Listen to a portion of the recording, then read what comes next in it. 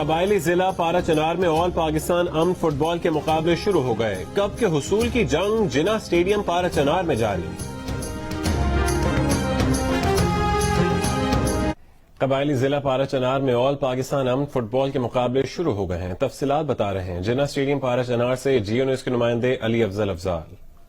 قبائلی ضلع پارا چنار میں آل پاکستان امن فٹ بال ٹورنامنٹ کے مقابلے جاری ہیں جس میں ملک بھر سے 20 فٹ بال ٹیمیں حصہ لے رہی ہیں. اس وقت میں جناح اسٹیڈیم پارا چنار میں موجود ہیں. یہاں پہ دارالعدم خیل ڈسٹرکٹ کرم فٹ بال کلب کے مابین افتتاحی میچ کھیلا جا رہا ہے. ہمارے ساتھ ڈسٹرکٹ اسپورٹس آفیسر امجد علی موجود ہیں. ان سے پوچھتے ہیں کہ کہاں کہاں سے ٹورنامنٹ میں ٹیمیں آ رہی ہیں. یہ 4 صوبے سے مختلف علاقوں سے ٹیمیں آ رہی ہیں جس میں کوئٹہ کا ہے, فیصل آباد کے ہے, اسلام آباد کے, چترال کے, پشاور کے اور مختلف ڈسٹرکٹ ہیں. قبائلی علاقوں میں طویل عرصے سے بدامنی رہی اور اب قیام امن کے لیے مختلف قسم کوششیں جاری ہیں جس میں کھیلوں کے مقابلے بھی شامل ہیں اور آل پاکستان فٹ بال ٹورنامنٹ کے یہ مقابلے بھی ان کوششوں کا حصہ ہے.